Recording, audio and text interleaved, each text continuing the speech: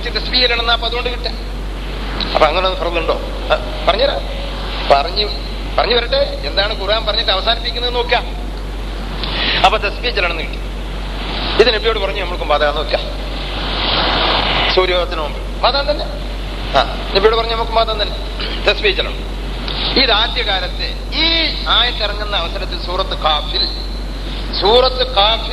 5 നേരത്തെ നിസ്കാരം മുമ്പ് തന്നെ ഖുർആനിലില്ല. എന്നാ 3 നേരത്തെ നിസ്കാരം പറഞ്ഞിട്ടുണ്ട്, അതുമില്ല. 3 നേരത്തെ നിസ്കാരം, 1 നേരത്തെ നിസ്കാരമെങ്കിലും കാഫ് സൂറത്തിൽ ഇല്ലാത്ത സന്ദർഭത്തിലാണ് തസ്ബീഹ് ചൊല്ലാൻ പറഞ്ഞത്. അപ്പൊ തസ്ബീഹ് ചൊല്ലുക എന്നുള്ളത് ഈ ഇസ്ലാമിന്റെ ആദ്യകാല പരിപാടിയിൽ അനുഷ്ഠാന മുറകളിൽപ്പെട്ടതായിരുന്നു. രാവിലെയും വൈകുന്നേരം തസ്ബീഹ് ചൊല്ലുക എന്നുള്ളത്. തസ്ബീഹ് ചൊല്ലാനാണ് നബിയോട് പറഞ്ഞത്. അത് സൂര്യോദയത്തിന് മുമ്പ് ഇല്ലാന്ന് പറഞ്ഞു. അത് തന്നെ സൂറത്ത് താഹയിലും പറഞ്ഞു. പക്ഷെ സൂറത്ത് താഹയിൽ പറഞ്ഞപ്പോ വേറൊന്നും കുടിച്ചു. فاصبر على ما يقولون وسبح بحمد ربك قبل طلوع الشمس وقبل غروبها ومن آناء الليل فسبح وأطراف النهار لعلك ترضى എന്ന് പറഞ്ഞു സൂറത്ത് താഹയിൽ. എന്താ അവിടെ ഒന്നും കൂടി വിശദീകരണം, ആശയം ഒന്നും കൂടി കൂട്ടി പറഞ്ഞു. എന്താ പറഞ്ഞത്? ഫസ്ബിർ അലാ മാ യഖൂലൂന വസബ്ബിഹ് ബിഹംദി റബ്ബിക ഖബ്ല തുലൂഇ ശംസി, സൂര്യോദയത്തിന്റെ മുമ്പ് തസ്ബീഹ് ചൊല്ലിക്കൊണ്ട് നിസ്കരിക്കാൻ അർത്ഥം വെക്കരുത്. അവിടെയാണ് അവിടെ ഒന്ന് ഉണർത്താണ്ട്. ഇവിടെ ഒക്കെ ഈ തഫ്സീർ എന്താ ചെയ്യലെന്ന് അറിയോ? സബ്ബിഹ് സല്ലി എന്ന് പറഞ്ഞിട്ട് സകല കർത്തം നുണയുണ്ട്. സബ്ബിഹ് എന്ന് പറഞ്ഞാൽ അതിന്റെ അർത്ഥം സല്ലി നിസ്കരിക്കണം എന്നാണ് അർത്ഥം. നോണ കണ്ട് എഴുതും, നോണ, പച്ച നോണ. സബ്ബിഹ് എന്ന് പറഞ്ഞാൽ സല്ലിന്ന് അർത്ഥം പറയാൻ പാടില്ല. അറബി ഭാഷയിൽ അങ്ങനെ അർത്ഥമില്ല. ഇല്ല, സാഹിത്യം കൊണ്ടുവരട്ടെ. അറബി സാഹിത്യങ്ങളോട് അടിച്ചു വെച്ചിട്ടുണ്ടല്ലോ. ഏതെങ്കിലും നബിന്റെ ഖുർആൻ ഇറങ്ങുന്നത് അറബി ഭാഷക്ക് ഒപ്പിച്ചിറങ്ങിയതാണ്. ഖുർആനിനനുസരിച്ച് അറബി ഭാഷ ഉണ്ടായതല്ല. അറബി ഭാഷ എന്ന് പറയുന്ന ഒരു സാധനം, സുന്ദരമായൊരു ഭാഷ, സാഹിത്യം, ശൈലിയൊക്കെ നിലവിലുണ്ട്. ആ സാഹിത്യ ശൈലി അനുസരിച്ച് അള്ളാഹ് ഖുർആൻ ഇറക്കുക. നമ്മൾ മനസ്സിലാക്കണം. അപ്പൊ അന്ന് നിലവിലുള്ള അർത്ഥം അബൂജാഹിലും അബൂലഹബും അബൂ താലിബും നബിയും മറ്റുള്ളവരൊക്കെ എന്താണ് സബ്ബിഹ് എന്ന് ഖുർആൻ ഇറങ്ങുന്നതിന് മുമ്പ് സബ്ബിഹ് എന്ന് പറഞ്ഞാൽ എന്തർത്ഥമാണ് അവർ വിചാരിച്ചിരുന്നതെങ്കിൽ അതേ അർത്ഥത്തെ ഖുർആൻ ഇറങ്ങിയ ശേഷം അർത്ഥം വെക്കാൻ പാടുള്ളൂ. പുതിയ അർത്ഥം വെക്കാൻ പാടില്ല.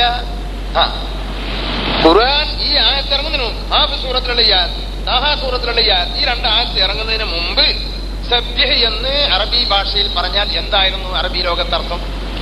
അതേ അർത്ഥമല്ലാതെ ഈ ആയത്ത് പിറ്റേന്ന് ഇറങ്ങുമ്പോ അർത്ഥം മാറ്റാൻ പാടില്ല. അതേ അർത്ഥം വെക്കാൻ പാടുള്ളൂ. എന്താ അർത്ഥം? തസ്ബീഹ് ചെല്ല. സബ്ബിഹ് എന്ന് പറഞ്ഞാൽ തസ്ബീഹ് ചെല്ല, അതതിന്റെ അർത്ഥം. വേറെ അർത്ഥമൊന്നുമില്ല. തസ്ബീഹ് ചെല്ല സുബ്ഹാനല്ലാഹ്, സുബ്ഹാന റബ്ബി, സുബ്ഹാനക്കല്ലാഹ് എന്നൊക്കെ പറയാം. എന്തെങ്കിലും ആവട്ടെ, നമുക്ക് തർക്കത്തിന് വലിയ ആവശ്യമൊന്നും ഇവിടെ വരണില്ല. ഇവിടെ താഹ സൂറത്തിൽ ഫസബ്ബിഹ ഖബ്ല തുലൂഇ ശംസി വസ്ബിർ അലാ മാ യഖൂലൂന വസ്ബിഹ് ബിഹംദി റബ്ബിക ഖബ്ല തുലൂഇ ശംസി വഖബ്ല ഗുറൂബിഹ വമിൻ ആനാഇൽ ലൈലി ഫസബ്ബിഹ് വഅത്റാഫ അൻ-നഹാരി ലഅല്ലക തർളാ എന്ന് പറയുന്ന ആയത്തിൽ എന്താ പറഞ്ഞത്? അതിന്റെ ചുരുക്കം വിശദീകരിച്ച് വന്നാൽ എന്താ കിട്ടുക? അതൊക്കെ അച്ചടിച്ചു കൊടുത്തു, മറുപടി പറഞ്ഞില്ല. എന്താ വിശദീകരണം? ഇത്രയേ ഉള്ളൂ. സൂര്യോദയത്തിന് മുമ്പോ ശേഷോ പകലിന്റെ അറ്റത്തായിട്ട് തസ്ബീഹ് ചെല്ലൽ നടന്നാൽ മദീന. മുമ്പ് തന്നെ വേണമെന്നില്ല. പകലിന്റെ അറ്റത്തേക്ക് ഇങ്ങോട്ട് കടക്കം ചെയ്യാൻ. ഏതാ പകലിന്റെ അറ്റം? ഒക്കെ 2 പഠിച്ചുണ്ടാക്കണം. പഠിക്കുക. അപ്പൊ നമുക്ക് മുമ്പ് അറിയാം. പക്ഷെ ഇവരൊക്കെ തയ്യാറാക്കുക. പകലിന്റെ അറ്റം എന്ന് പറഞ്ഞാൽ അതൊന്ന് കയറ്റി വെക്കുക. പകല് എന്ന് പറഞ്ഞാൽ എന്താ? അതെന്നെ ഇപ്പൊ ഇവിടെ തയ്യാറാക്കിയില്ല. പകല് എന്ന് പറഞ്ഞാൽ സൂര്യോദയം മുതൽക്കാണോ പ്രഭാതോദയം മുതൽക്കാണോ? അവിടെയും തിരക്കുണ്ടാക്കി. പകല് എന്ന് പറഞ്ഞാൽ ഡിക്ഷണറികളിലൊക്കെ നോക്കിയാൽ കാണാം. വക്രതല്ലാതെ ഏത് ഡിക്ഷണറിലൊക്കെ നോക്കിയാൽ കാണാം. ശബ്ദധാരാവലി എന്നിട്ട് മലയാളത്തിൽ തന്നെ പകൽ എന്ന ആ പദത്തിന് വ്യാഖ്യാനം, അതിന്റെ അർത്ഥം വിവരിച്ചു കൊടുത്ത് കാണാം. പകൽ എന്ന് പറഞ്ഞാൽ പകുതി, പകുത്തത്, പകുതിയാക്കിയത്. അങ്ങനെ സൂര്യോദയം മുതൽ സൂര്യാസ്തമനം വരെയുള്ള ആ സമയത്തിനാണ് പകൽ എന്ന് പറയാ എന്ന് ശബ്ദധാരാവലി മുതൽക്ക് നിഘണ്ടുക്കളിൽ മലയാളത്തിലും ഇംഗ്ലീഷിലും അറിവിലുള്ള നിഘണ്ടുക്കൾ വക്രതയില്ലാതെ എഴുതിയ ആൾക്കാരൊക്കെ എഴുതിയതെന്താ? സൂര്യോദയം മുതൽക്കാണ് പകലുക. സൂര്യോദയം മുതൽക്ക് പകല്. അത് കിട്ടിക്കഴിഞ്ഞാൽ ഇതിന്റെ വിശദീകരണങ്ങളും തെളിവുകൾ പൂർത്തിയാക്കലൊക്കെ നമുക്ക് ഇനിയാവാലോ. പോയിന്റുകൾ കിട്ടിക്കഴിഞ്ഞാൽ പിന്നെ അതിനെപ്പറ്റി അന്വേഷണം നടത്താലോ. അതിന്റെ നമ്മളിപ്പോ കൂടുന്ന സെമിനാർ എന്ന് പറഞ്ഞാൽ എല്ലാ തീരുമാനവും അവിടുന്ന് തീരുമാനിച്ചു വിടലല്ല. ചിന്തിക്കാനുള്ള പോയിന്റ്സുകളും മറ്റുള്ള വശങ്ങളും അതിന്റെ പ്രധാന സൂചനകൾ എന്തൊക്കെയാണെന്ന് വെച്ചാൽ അതൊക്കെ മനസ്സിലാക്കിയിട്ട് അതിനെപ്പറ്റി പഠനം നടത്തലാണ് സെമിനാറിന്റെ ലക്ഷ്യം. അപ്പൊ നമ്മൾ ഈ പോയിന്റുകളൊക്കെ മനസ്സിലാക്കാൻ ശ്രദ്ധിക്കാൻ. അപ്പൊ പകല് എന്ന് പറഞ്ഞാൽ സൂര്യോദയം മുതൽ സൂര്യാസ്തമനം വരെ പകല്. ഈ പകലിന്റെ 2 അറ്റത്ത് നമസ്കരിച്ചോളൂ എന്ന കൽപ്പന പിന്നീടാ വരുന്നത്. സൂര്യോദയത്തിന് മുമ്പും സൂര്യാസ്തമനത്തിന് മുമ്പും തസ്ബീഹ് ചെല്ലുക എന്നുള്ള വർത്താനം പറഞ്ഞു, കൽപ്പന പറഞ്ഞു. അത് പിന്നെ പകലിന്റെ ആദ്യത്തിലായാലും മതി എന്നും പറഞ്ഞു. പകലിന്റെ അറ്റത്തിലായിട്ട് തസ്ബീഹ് ചെല്ലുക മതി എന്ന് പറഞ്ഞു. പിന്നീട് എന്താ പറയുന്നത്?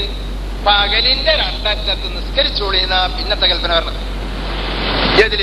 114 സൂറത്തിൽ പകലിന്റെ രണ്ടറ്റത്തായിട്ട് നമസ്കരിക്കുക എന്നാണ്. ഇപ്പോഴേ നമസ്കാരം വന്നു. അവിടെ നീണ്ടു നോക്കേ, നമസ്കാരം എപ്പോഴേ വന്നു? പകലിന്റെ രണ്ടറ്റെന്ന് പറഞ്ഞിടത്താണ് നമസ്കാരം തുടങ്ങാനെന്ന് പറഞ്ഞത്. മറ്റേ തസ്ബീഹായിരുന്നു. തസ്ബീഹ് പോയിട്ട് ഇപ്പൊ നമസ്കാരാക്കി. അപ്പൊ തസ്ബീഹായിട്ടുണ്ട്, നമസ്കാരത്തിൽ കൂടി തസ്ബീഹ് വന്നോട്ടെ. അപ്പൊ പകലിന്റെ രണ്ടറ്റത്ത് നമസ്കരിക്കുക. പകലിന്റെ രണ്ടറ്റത്ത് നമസ്കരിക്കുക എന്ന് പറഞ്ഞാൽ ഏതായി രണ്ടറ്റം എന്നുള്ള ഇതിലില്ല എന്നാ പറയണത്. പകലിന്റെ രണ്ടറ്റം എന്ന് പറഞ്ഞാൽ എല്ലാവർക്കും മനസ്സിലാക്കുക. പകലിന്റെ രണ്ടറ്റം എന്ന് പറഞ്ഞാൽ സൂര്യ ഉദിച്ച അവിടെ മുതൽക്ക് കുറച്ചു നേരത്തിന് പകലിന്റെ ആദ്യത്തെ അറ്റം, അസ്തമിക്കുന്നതിന് മുമ്പുള്ള കുറച്ച് സമയത്തിന് പകലിന്റെ രണ്ടാമത്തെ അറ്റം എന്ന് പറയും.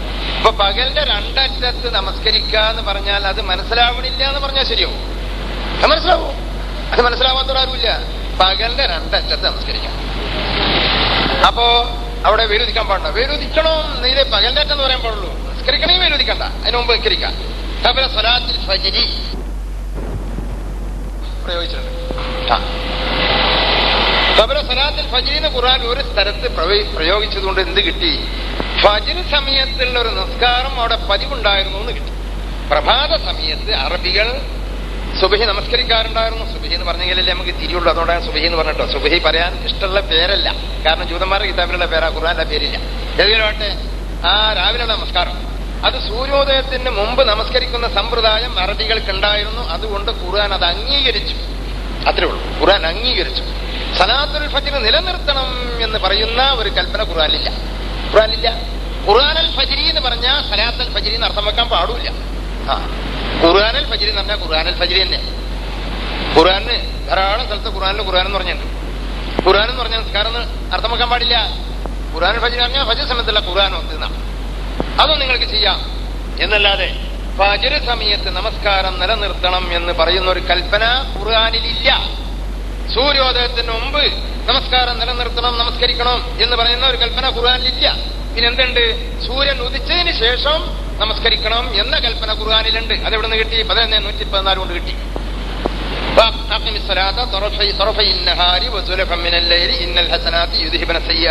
എന്ന് പറയുന്ന ആ ആയത്ത് കൊണ്ട് സൂര്യൻ ഉദിച്ചു കഴിഞ്ഞാൽ പകലിന്റെ ആദ്യത്തെ അറ്റായി അവിടെ നിസ്കരിക്കണം എന്ന് കിട്ടി. വൈകുന്നേരം നിസ്കരിക്കണം എന്ന് കിട്ടി. നട്ടുച്ചക്ക് നിസ്കരിക്കണോ? അത് ഇതിന്റെ ഖണ്ഡന. പകലിന്റെ രണ്ടറ്റത്ത് നമസ്കരിക്കണം എന്നതിന്റെ ഖണ്ഡനമാണ്. രണ്ടറ്റത്തിന്റെ നടുക്ക് നിസ്കരിക്കണം എന്ന് ധിക്കാരമാണ്. പകലിന്റെ രണ്ടറ്റത്ത് നിസ്കരിക്കണം എന്നല്ല പറഞ്ഞാൽ അല്ല, പകലിന്റെ ഒത്ത നടുസ്കരിക്കണം, അതാണ് ദുഹ്ർ എന്ന് പറയുന്നത് ധിക്കാരമാണ്. ചെയ്യാൻ പാടില്ല. നിങ്ങൾക്ക് ചെയ്തോളൂ, അത് വേറെ കാര്യം. എന്നെ സംബന്ധിച്ചാൽ പറഞ്ഞു, എനിക്ക് ചെയ്യാൻ പാടില്ല. പകലിന്റെ രണ്ടറ്റം എന്ന് അല്ലാഹു പറയുമ്പോൾ അല്ല, ഒത്ത നടുക്ക് തന്നെ നിസ്കരിക്കണം എന്ന് അബൂ ഹുറൈറ പറഞ്ഞാൽ ഞാൻ സമ്മതിക്കൂല, സാധ്യല്ല. പകലിന്റെ രണ്ടറ്റത്ത് തന്നെ നിസ്കരിക്കണം. അതുകൊണ്ട് തെറ്റിക്കോട്ടെ, തെറ്റായി. പക്ഷെ ദുഹ്ർ എന്ന് പറഞ്ഞാൽ നിസ്കരിക്കാൻ പാടില്ല. അങ്ങനത്തെ പേരെന്നെ ഖുർആനിലില്ല. നജീസ് പേര് ആരുടെ? ജൂതന്മാരുടെ കിതാബിലാണ്. സലാത്തുൽ ദുഹ്ർ എന്നുള്ള പേര് ഖുർആനിലില്ല, ഇടാൻ പാടില്ല. അഥവാ പേരിടാണെങ്കിൽ സലാത്തുൽ ദഹീറത്ത് എന്ന് പേരിടണം ഖുർആൻ നോക്കണമെങ്കിൽ. അല്ലെങ്കിൽ സലാത്തുൽ ദുലൂക്ക് എന്ന് പേരിടണം. തല വേണ്ടേ? ഇതിനൊന്നും ആദ്യം തല ഉണ്ടായില്ല. തല കുറച്ച് പോയിട്ടുണ്ട് ഇവർക്ക്. അത് അഹ്ലുൽ ഹദീസുകാർക്ക് സുന്നത്ത് ജമാഅത്തിനൊക്കെ തല കുറച്ച് പോയിട്ടുണ്ട്. ആ പോയത് അവരുടെ നേതാക്കന്മാരായ ആൾക്കാരോട് ചോദിച്ചിട്ട് പോലും മറുപടി പറയാൻ കഴിയുന്നില്ല. തല കുറച്ച് പോയി അവർക്ക്. അഖമിസ്സലാത്ത ദുലൂക്കി ശംസി എന്ന് പറയുന്ന സൂറത്തുൽ ഇസ്രായിലെ 78-ാമത്തെ ആയത്തിൽ അഖിമിസ്സലാത്തി ദുലൂക്കി ശംസി എന്ന് പറയുന്ന അതിൽ നിന്നാണ് ദുഹ്ർ കിട്ടി എന്ന് പറയുന്ന കൂട്ടരുണ്ട്. അതിൽ നിന്ന് ദുഹ്ർ കിട്ടിയാൽ സലാത്തു ദുലൂക്കിന പേരിടേണ്ടത്. അതിൽ നിന്നാണ് ദുഹ്ർ നിൽക്കാനും കിട്ടിയതെങ്കിൽ സലാത്തു ദുലൂക്കിന പേരിടേണ്ടത്. പക്ഷേ ഇന്ന് വരെ അവർക്ക് ആ ഒരു ധാരണ വന്നില്ല. സലാത്തു ദുലൂക്ക് എന്ന് പേരിടാൻ തോന്നിയില്ല. സലാത്തു ദുഹ്റിനെ അവർ പറഞ്ഞു പരത്തിയത് അബൂ ഹുറൈറ പഠിപ്പിച്ചതേ മനസ്സിലായുള്ളൂ. ഖുർആനിൽ സലാത്തു ദുലൂക്ക് എന്ന് പറയാൻ, ദുലൂക്ക് ശംസിന്റെ അവസരത്തിൽ നിസ്കരിക്കണം എന്ന് പറഞ്ഞതിന് സലാത്തു ദുഹ്ർ നിസ്കാരാണെന്ന് അന്ന് ഓർമ്മ ഉണ്ടായില്ല. അതിന്റെ ഉദ്ദേശം ദുഹ്റട്ടല്ലാണ്. ഉച്ച തിരിഞ്ഞ് അവിടെ മുതൽക്ക് നമസ്കരിക്കാന്ന് പറഞ്ഞ ഉച്ച തിരിഞ്ഞ് അവിടെ തന്നെ നമസ്കരിക്കണം എന്ന് അർത്ഥമാക്കാൻ പാടില്ല. ഇതൊക്കെ തെമ്മാടിത്തരാണ്, ധിക്കാരമാണ്. ഉച്ച തിരിഞ്ഞ് അവിടെ മുതൽക്ക് നമസ്കരിക്കാം എന്ന് പറഞ്ഞാൽ അതിന്റെ അർത്ഥം ഉച്ച തിരിഞ്ഞ് അപ്പ തന്നെ നമസ്കരിക്കണം എന്ന് അർത്ഥമാക്കാൻ പാടില്ല. രാവിലെ 6 മണി മുതൽ 9 മണി വരെ ഗുളിക കഴിക്കാം, മരുന്ന് കഴിക്കാം എന്ന് ഡോക്ടർ എഴുതിയാൽ രാവിലെ 6 മണിക്ക് ഒരു ഗുളിക, 9 മണിക്കും ഒരു ഗുളിക എന്നതിനർത്ഥമാക്കല് അങ്ങനല്ല. 6 മണി മുതൽ